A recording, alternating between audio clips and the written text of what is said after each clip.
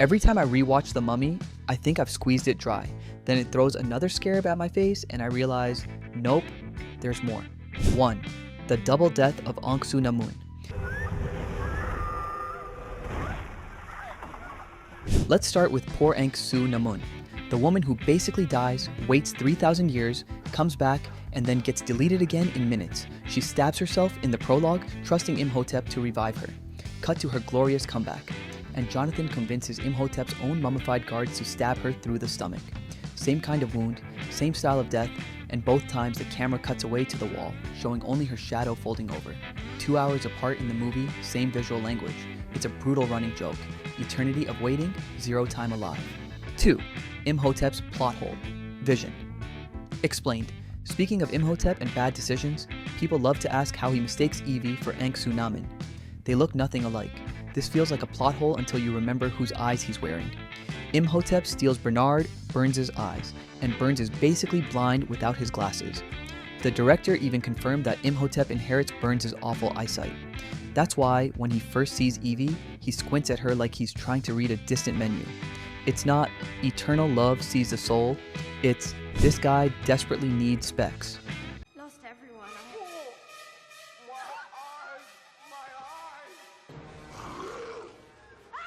3. The Burns glasses running gag. And that leads to one of my favorite little gags. Once you notice Burns' glasses bit on the boat, the whole eyesight joke becomes funnier. Burns complains he can't even cut the deck without his glasses.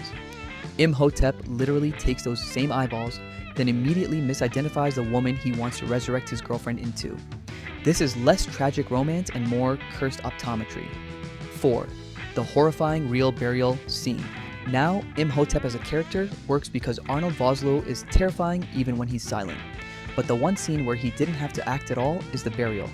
They wrapped him in real bandages from head to toe, stuck him in a coffin, and left him there long enough to get the shot. Vosloo later said it was one of the worst things he did in the movie. That panic you see in his eyes as the bandages go over his face? That's not performance. That's a man realizing his day rate is not high enough for this. 5. Jonathan's dark backstory. Hidden in jokes. Jonathan, on the other hand, looks like he's never taken anything seriously in his life. He jumps out of a coffin to scare Evie and we instantly tag him as comic relief drunk brother.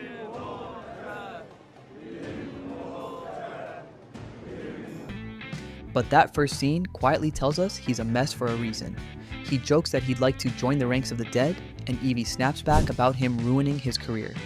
The film never spells out what that career was, but the hints are there. His age, the time period, his twitchy energy, his constant drinking and gambling. He could have fought in World War I. Maybe he tried to be an Egyptologist and failed. Whatever it was, he feels like a washed up version of what Evie became. Under the jokes, he's a guy who thinks he blew his shot and now lives off scraps and scams. 6. The ancient Egypt intro was mostly miniatures. On the technical side, The Mummy was quietly revolutionary. Everyone remembers the sand face and the creepy regenerating corpse, so we assume it's wall-to-wall CGI. But the big ancient Egypt opening shot, most of that is miniatures. ILM's team sculpted temples, sphinxes, Anubis statues, pillars, pyramids, all by hand, then lit and shot them. This is the 8th scale miniature that sort of forms the centerpiece of the entire opening shot. We have the Sphinx here, which is built as a model along with the entire temple. The irony is brutal.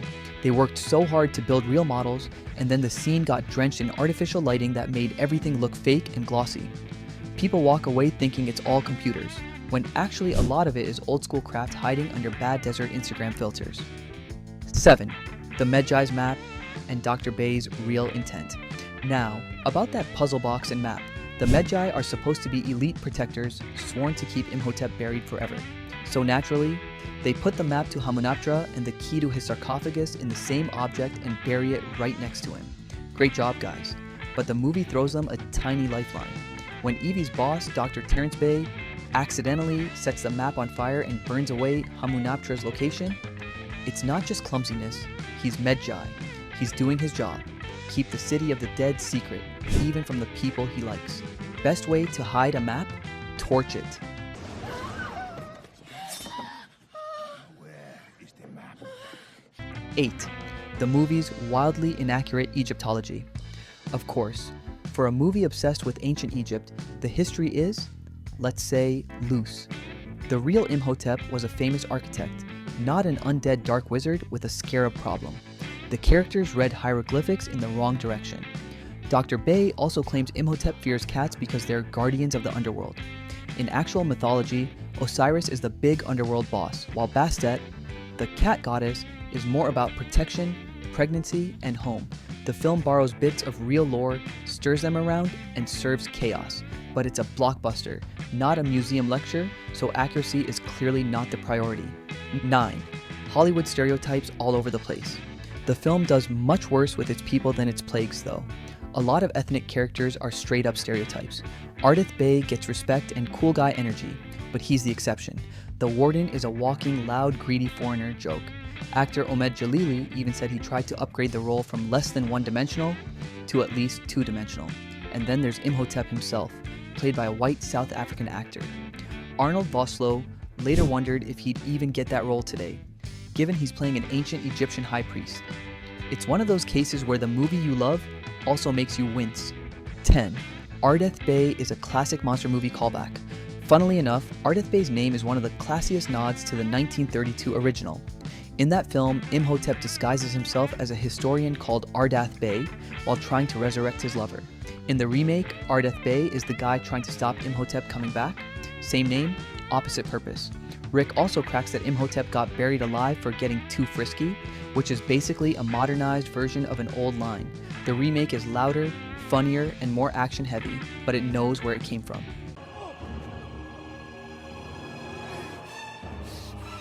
11. The Americans as walking cautionary tales. Then there are the Americans. They are walking tourism warnings. Loud, cocky grave robbers with guns. Americans. On the boat, they hoot and holler through a shootout like it's a theme park ride. At the dig site, they open cursed chests even after Benny and the Egyptologist warn them not to. They talk big, then crumble the moment Imhotep starts sucking out organs. All bluster, no backbone. The film also lets Evie and Jonathan take little jabs at them, then tack on no offense, as if that helps. It's broad comedy, but it also paints a pretty sharp picture of how Americans abroad are seen. 12. Evie's iconic library crash was a one-take stunt. Evie, on the other hand, is doing gymnastics over every gender box the script tries to shove her into. Her library introduction is iconic. A ladder, a high shelf, one wrong move, and an entire room of bookcases collapses like dominoes. That scene looks like CGI chaos, but it's a real stunt done in one take with a stunt double balancing on a vertical ladder. If they messed it up, they had to reset every shelf.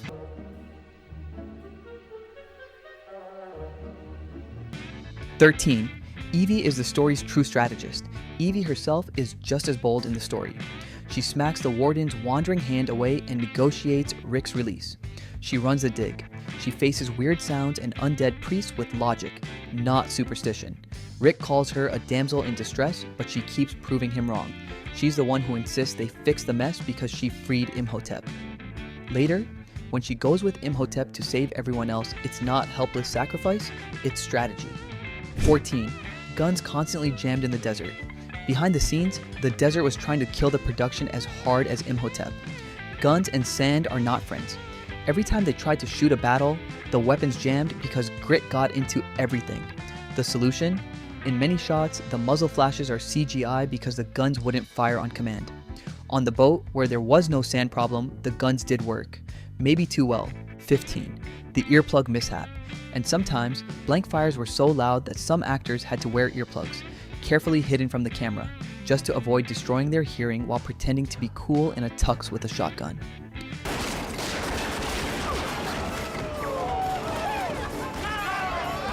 16. Burns' corpse is a recycled horror prop. Even the corpses have trivia. When Rick finds poor Burns shriveled up after Imhotep's first feed, hardcore horror fans might feel a strange deja vu. That dried out husk is actually a reused prop from the sci-fi horror film Life Force. It's literally the same dummy, now playing a new character who has also had his life force drained.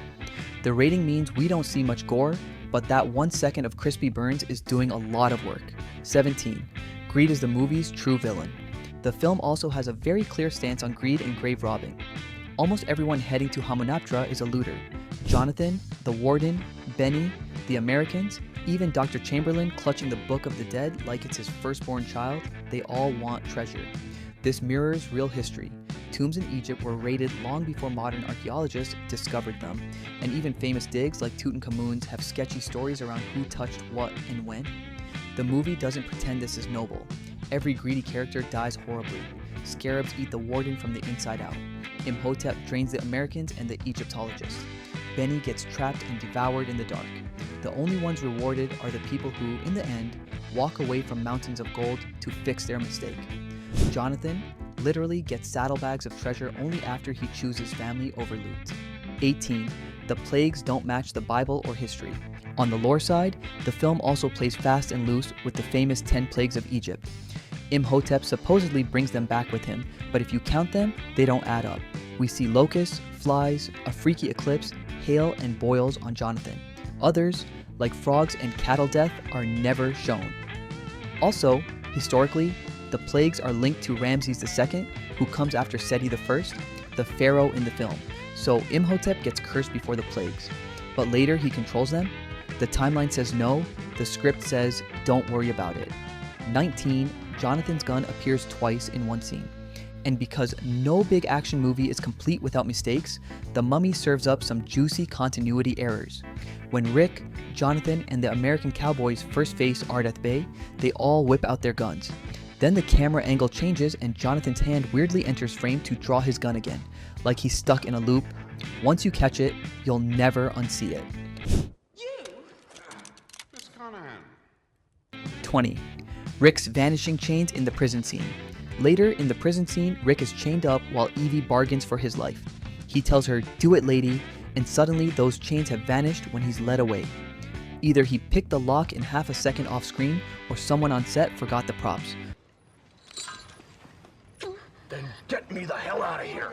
For a movie about resurrecting the dead, The Mummy is very alive. It's messy, funny, sometimes racist, sometimes brilliant, full of goofs, genius tricks, and reused corpses. The more you learn, the less it feels like a simple adventure, and the more it looks like a wild mix of love letter, cautionary tale, and accidental comedy about bad eyesight. Watch it again, and you'll never just see sand and scarabs. You'll see burnt maps, hidden earplugs, miniatures under fake lighting, and a mummy who really just needed a good optician.